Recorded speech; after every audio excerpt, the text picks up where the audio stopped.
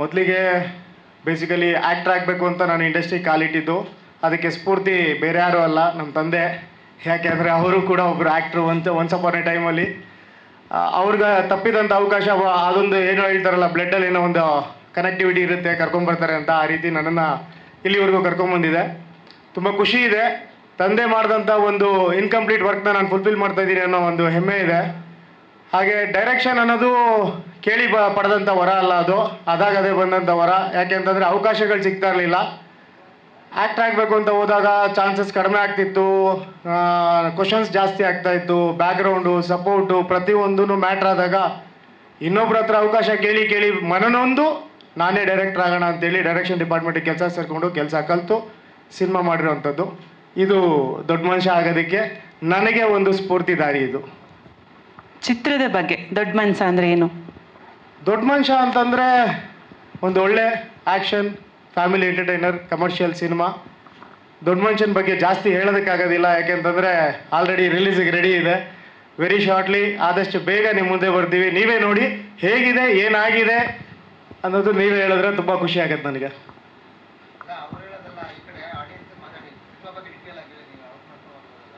ಅಲ್ಲ, ಪ್ರಶ್ನೆ ಅವ್ರು ಕೇಳಿದ್ರಲ್ಲ ಸರ್, ಅದಕ್ಕೆ ಅವ್ರಿಗೆ ಆನ್ಸರ್ ಮಾಡಿದೆ ಸರ್. ಇದು ಒಬ್ಬ ಆಟೋ ಡ್ರೈವರು, ಕಾಲ್ಪನಿಕವಾಗಿ ಒಬ್ಬ ಆಟೋ ಡ್ರೈವರ್ ಲೈಫ್ ಸ್ಟೋರಿನ ನಾನು ಚಿತ್ರಿಸಿರೋದು ಅಷ್ಟೇ. ಇದನ್ನು ಯಾವುದೇ ರೀತಿಯಾದಂಥದ್ದು ಕಮರ್ಷಿಯಲ್ ಜಾನರು, ಯಾವುದೇ ಒರಿಜಿನಲ್ ಲೈಫ್ ಸ್ಟೋರೀಸ್ ಎಲ್ಲ ಯಾವುದೂ ತೊಗೊಬಂದು ಸಿನಿಮಾ ಮಾಡಿಲ್ಲ. ಕಾಲ್ಪನಿಕವಾಗಿ ನಾನು ಬರೆದಿರೋಂಥ ಕಥೆನ ಒಬ್ಬ ಆಟೋ ಡ್ರೈವರ್ ಕ್ಯಾರೆಕ್ಟರ್ನ ಇಟ್ಕೊಂಡು ಪ್ಲೇ ಮಾಡಿದ್ದೀನಿ ಸರ್. ಎಸ್ ಸರ್, ಇದು ಆಲ್ಮೋಸ್ಟ್ ಬೆಂಗಳೂರಲ್ಲಿ ಶೂಟ್ ಮಾಡಿದ್ದೀವಿ. ಒಂದು ಸಾಂಗ್ ಮಾತ್ರ ಅಹಮದಾಬಾದಲ್ಲಿ ಶೂಟ್ ಮಾಡಿದ್ದೀವಿ. ಇನ್ನು ಟೆಕ್ನಿಷಿಯನ್ಸ್ ಡಿಪಾರ್ಟ್ಮೆಂಟ್ಗೆ ಬಂದಾಗ DOP ಆಗಿ ಆನಂದ್ ಇಳೆಯರಾಜ್ ಅಂತ ಕೆಲಸ ಮಾಡಿದ್ದಾರೆ. ಶ್ರೀಧರ್ ಕಶ್ಯಪ್ ಮತ್ತು ಅಲೆಕ್ಸ್ ಅಂತ ಇಬ್ಬರು ಮ್ಯೂಸಿಕ್ ಡೈರೆಕ್ಟರ್ ಇದ್ದಾರೆ. ಆಮೇಲೆ ಎಡಿಟರ್ ಆಗಿ ವೇದಿಕ್ ವೀರ್ ಅವ್ರು ಕೆಲಸ ಮಾಡಿದ್ದಾರೆ. ಆ್ಯಂಡ್ ಇನ್ನು ಯಾರ ಡೀಟೇಲ್ ಬೇಕಾಗುತ್ತೆ ಸರ್, ಹೀರೋಯಿನ್ ಆಗಿ ರೇಷ್ಮಾ ಶಿವಲಿಂಗಪ್ಪ ಅಂತ ಹುಲಿ ಕಾರ್ತಿಕ್ ಸರ್ ಇದ್ದಾರೆ. ಹಾಗೆ ಬಾಲರಾಜ್ ವಾಡಿ ಸರ್ ಇದ್ದಾರೆ ಈ ಸಿನಿಮಾದಲ್ಲಿ. ಪ್ರಶಾಂತ್ ಶೆಟ್ಟಿ ಅಂತ ವರ್ಕ್ ಮಾಡಿದ್ದಾರೆ. ಹಾಗೆ ನನ್ನ ಅಸೋಸಿಯೇಟ್ ಹಾಗೂ ಡೈರೆಕ್ಷನ್ ಟೀಮಲ್ಲಿ ತುಂಬ ಜನ ಕೆಲಸ ಮಾಡಿದ್ದಾರೆ. ಮೇಯ್ನ್ ಆಗಿ ಸುನಿಲ್ ರುದ್ರಪ್ರಭಾ ಅಂತ ಈ ಒಂದು ಸಿನಿಮಾದಲ್ಲಿ ನನಗೆ ಸಪೋರ್ಟಿವ್ ಆಗಿ ಕೆಲಸ ಮಾಡ್ಕೊಂಡು ಬಂದಿದ್ದಾರೆ. ಇಲ್ಲ ಸರ್, ಇಲ್ಲ ಕಂಪ್ಲೀಟ್ ಬೆಂಗಳೂರಲ್ಲಿ ಒಂದು ಆಟೋ ಡ್ರೈವರ್ ಲೈಫ್ ಸ್ಟೈಲ್ ಹೋಗ್ತಾ ಇರುತ್ತಲ್ಲ, ಅದ್ರ ಮಧ್ಯದಲ್ಲಿ ಒಂದು ಚೇಂಜಸ್ ಇರಲಿ ಅಂತ ಹೀರೋ ಹೀರೋಯಿನ್ ಇಬ್ಬರನ್ನ ಅಹಮದಾಬಾದ್ ಕಳಿಸಿದ್ರು ಸರ್ ಪ್ರೊಡ್ಯೂಸರು.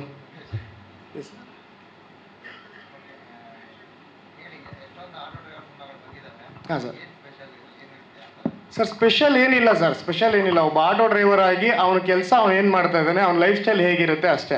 ಆಟೋ ಡ್ರೈವರ್ನ ಇಟ್ಕೊಂಡು ಸ್ಪೆಷಲ್ ಆಗಿ ನಾನು ಏನು ತೋರ್ಸೋಕ್ಕಾಗುತ್ತೆ ಸರ್? ಹೌದು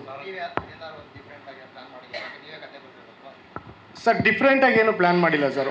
ಅದೇ ಮತ್ತೆ ನಾನು ಅದನ್ನೇ ಹೇಳ್ತಾ ಇರ್ತೀನಿ. ಯಾಕೆಂತಂದರೆ ಈ ಡಿಫ್ರೆಂಟ್ ಅನ್ನೋದಕ್ಕಿಂತ ಹೆಚ್ಚಾಗಿ ಒಬ್ಬ ಆಟೋ ಡ್ರೈವರು ದೊಡ್ಡ ಮನುಷ್ಯ ಆಗೋದು ಹೇಗೆ ಅಂತ ಅನ್ನೋದನ್ನು ತೋರಿಸಿದ್ದೀವಿ ಸರ್.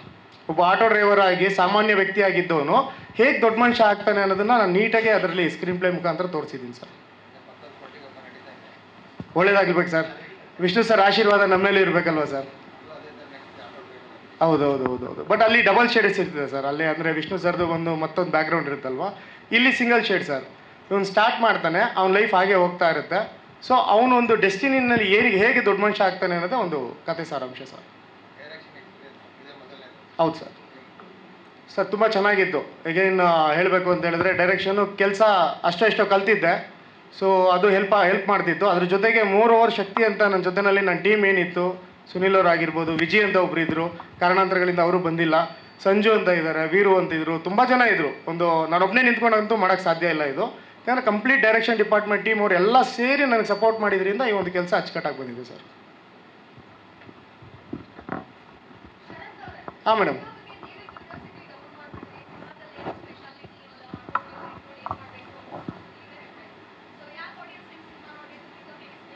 ಪಕ್ಕಾ ಮಾಸ್ ಎಂಟರ್ಟೈನ್ಮೆಂಟು ಮೇಡಮ್. ಅದಕ್ಕೆ ನೋಡಬೇಕು ಸಿನಿಮಾನ. ಆಟೋ ಡ್ರೈವರ್ನ ಇಟ್ಕೊಂಡು ಸ್ಪೆಷಾಲಿಟಿ ಏನು ಮಾಡೋಕ್ಕಾಗಲ್ಲ ಅಂತಂದರೆ, ಸರ್ ಕೇಳಿದ್ರಲ್ಲ, ಆ ರೀತಿಯಾದಂಥ ಸ್ಪೆಷಾಲಿಟಿಗಳನ್ನ ಒಂದು ಕ್ಯಾರೆಕ್ಟರ್ನ ಇಟ್ಕೊಂಡು ಪ್ಲೇ ಮಾಡೋಕ್ಕಾಗಲ್ಲ. ಸೊ ಆ ಒಂದು ನಿಟ್ಟಿನಲ್ಲಿ ಹೇಳ್ದೆ ಬಿಟ್ಟರೆ ಅನ್ಯತಾ ಭಾವಿಸ್ಬೇಡಿ. ಆಟೋ ಡ್ರೈವರ್ನ ಇಟ್ಕೊಂಡು ತುಂಬ ಸ್ಪೆಷಲ್ ಆಗು ಮಾಡ್ಬೋದು. ಬಟ್ ಈ ಒಂದು ಸಿನಿಮಾದಲ್ಲಿ ನಾನು ಬರೆದಿರೋಂಥ ಕಥೆನಲ್ಲಿ ಎಷ್ಟು ನೀಟಾಗಿ ಮಾಸ್ ಎಂಟರ್ಟೈನ್ ಮಾಡ್ಬೋದು ಅಂತ ಅನ್ಸುತ್ತೆ, ಅಷ್ಟು ನೀಟಾಗಿ ಒಬ್ಬ ಕ್ಯಾರೆಕ್ಟ್ರು ಮಾಸ್ ಎಂಟರ್ಟೈನ್ಮೆಂಟ್ ಕೊಡ್ತಾನೆ ಮೇಡಮ್. ಅದಕ್ಕೋಸ್ಕರ ಸಿನಿಮಾ ನೋಡಬೇಕು.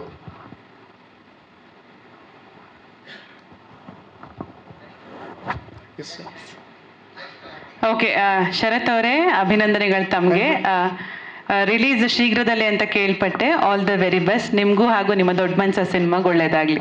ಬೇರೆ ಯಾರಾದರೂ ಪ್ರಶ್ನೆ ಕೇಳೋದಿದೆಯಾ? ದಯವಿಟ್ಟು. ಇಲ್ಲ, ಅದೆಲ್ಲ ಮಾತಾಡ್ತೀವಿ ಸರ್. ಅದಕ್ಕಿಂತ ಮುಖ್ಯವಾದ ಒಂದು ವಿಚಾರ ಇದೆ. ಯಾರಾದರೂ ಪ್ರಶ್ನೆ ಕೇಳೋರಿದ್ರೆ ಅದಕ್ಕೆ ಆನ್ಸರ್ ಮಾಡ್ಬಿಟ್ಟು ಮಾಡೋಣ ಅಂತಿದ್ದೆ. ಹಾಂ, ಎಸ್ ಮೇಡಮ್. ಇಲ್ಲ, ಅಲ್ಲಿ ದರ್ಶನ್ ಸರ್ ಇದ್ದಾರೆ, ಇಲ್ಲಿ ಶರತ್ ಕೃಷ್ಣ ಇದ್ದಾರೆ ಮೇಡಮ್. ಅದೊಂದಿದೆ. ಆ್ಯಂಡ್ ಅಗೈನ್ ದರ್ಶನ್ ಸರ್ ಪಕ್ಕ ಅಭಿಮಾನಿಯಾಗಿ ಹೇಳ್ತಾ ಇದ್ದೀನಿ, ಇದನ್ನ ಯಾರು ಅನ್ಯತಾ ಭಾವಿಸ್ಬೇಡ್ರಿ. ಬಕೀಟು ಟಬ್ಬು ಅಂತೆಲ್ಲ ಬರಿಬೇಡಿ. ಪಕ್ಕ ಸಾರಥಿ ಸಿನಿಮಾಗೆ ಹೋಲಿಸ್ಬೇಡಿ, ಅದು ತುಂಬ ದೊಡ್ಡ ಸಿನಿಮಾ. ನಮ್ಮದು ದೊಡ್ಡ ಸಿನಿಮಾ ಆದಮೇಲೆ ಅದಕ್ಕೆ ಬೇಕಾದ್ರೆ ಕಂಪೇರ್ ಮಾಡೋಣ. ಬಟ್ ಎಸ್ಪೆಷಲಿ ನನಗೆ ತುಂಬ ಜನ ಕಮೆಂಟ್ ಮಾಡಿದ್ದಾರೆ ಆ ಥರ, ಸಾರಥಿ ಸಿನಿಮಾ ಆದ ನಂತರ ಈ ಒಂದು ಸಾಂಗ್ನ ನೋಡಿದ್ಮೇಲೆ ಆ ಥರದ್ದೊಂದು ನೆನಪಾಗತ್ತೆ ಅಂತ ಅಂದ್ಬಿಟ್ಟು. Thank you madam. ಹಾಂ ಮೇಡಮ್, ತುಂಬ ಖುಷಿ ಆಗುತ್ತೆ ಮೇಡಮ್. ಆ ರೀತಿ ಸಾಂಗ್ಗೆ ನಮ್ಮ ಸಾಂಗ್ನ ಹೋಲಿಸ್ತಾ ಇದ್ದೀರಲ್ಲ, ಥ್ಯಾಂಕ್ ಯು ವೆರಿ ಮಚ್. ಬೇರೆ ಏನೋ ಹೇಳಬೇಕು ಅಂತ ಇದ್ರಿ? ಅದೇ ಸರ್, ಈ ಒಂದು ಸಿನಿಮಾ ಮುಖಾಂತರ ಸ್ಪೆಷಾಲಿಟಿ ಆಟೋ ಡ್ರೈವರ್ನ ಇಟ್ಕೊಂಡು ಏನು ಸ್ಪೆಷಾಲಿಟಿ ಅಂತ ಇದ್ವಿ ಗೊತ್ತಿಲ್ಲ. ಇದು ಎಷ್ಟು ಒಳ್ಳೆಯದು, ಎಷ್ಟು ಸರಿ ತಪ್ಪು ಅನ್ನೋದನ್ನು ಯಾವುದನ್ನು ನಿರ್ಧಾರ ಮಾಡದೆ ನಾವು ಒಂದು ತೀರ್ಮಾನಕ್ಕೆ ಬಂದಿದ್ದೀವಿ. ಎಂಟೈರ್ ಟೀಮ್ ನಮ್ಮ ದೊಡ್ಡ ಮನುಷ್ಯ ಚಿತ್ರದ ಮೂಲಕ ಒಂದು ರಿಲೀಸ್ಗೂ ಬಿಫೋರ್ ಒಂದಷ್ಟು ಪೇಡ್ ಪ್ರೀಮಿಯರ್ಸ್ ಮಾಡಬೇಕು ಅಂತಿದ್ದೀವಿ. ಅದು ರೂಪುರೇಷೆ ನಡೀತಾ ಇದೆ. ಹೇಗೆ ಮಾಡೋದು, ಎಲ್ಲಿ, ಯಾವ ರೀತಿ ಅಂತ ಒಂದು ಪ್ಲಾನ್ಸ್ ನಡೀತಾ ಇದೆ. ಆ ಒಂದು ಪೇಡ್ ಪ್ರೀಮಿಯರು ಪಕ್ಕಾ ಆಟೋ ಡ್ರೈವರ್ಸ್ಗೆ ಮಾತ್ರ ಸೀಮಿತವಾಗಿರುತ್ತೆ. ನಾವು ಅವ್ರಿಗೆ ಕೊಡ್ತಾ ಇರೋಂಥ ಒಂದು ರೆಸ್ಪೆಕ್ಟು, ನಾವು ಅವ್ರಿಗೆ ಕೊಡ್ತಾ ಇರೋಂಥ ಒಂದು ಟ್ರಿಬ್ಯೂಟು, ನಮ್ಮ ಟೀಮಿಂದ ಅವ್ರಿಗೆ ಕೊಡ್ತಾ ಇರೋಂಥ ಒಂದು ಗೌರವ, ಇದು ಅವ್ರಿಗೆ ಮಾತ್ರ ಸೀಮಿತವಾಗಿರ್ತದೆ. ಅದು ಎಲ್ಲೆಲ್ಲಿ ಯಾವಾಗ ಏನು ಅಂತ ಮುಂದಿನ ದಿನಗಳಲ್ಲಿ ನಾನು ತಿಳಿಸ್ತೀನಿ. ಅದು ಆ ಒಂದು ಪೇಡ್ ಪ್ರೀಮಿಯರ್ ಶೋನಲ್ಲಿ ಯಾರೆಲ್ಲ ಭಾಗವಹಿಸಿರ್ತಾರೆ ಅವರ ಟಿಕೆಟ್ಗಳನ್ನ ಕಲೆಕ್ಟ್ ಮಾಡಿ ಒಂದು ಲಕ್ಕಿ ಡಿಪ್ ಮುಖಾಂತರ, ಲಕ್ಕಿ ಡಿಪ್ಪಲ್ಲಿ ವಿನ್ ಆದವ್ರಿಗೆ ಒಂದು ಆಟೋ ಕೊಡ್ತಾ ಇದ್ದೀವಿ ಸರ್. ಇದು ಯಾವುದೋ ಚೀಪ್ ಗಿಮಿಕ್ ಅಲ್ಲ, ಯಾವುದೇ ಒಂದು ಏನು ಪ್ರಮೋಷನ್ ಸ್ಟ್ರಾಟಜಿ ಅಲ್ಲ.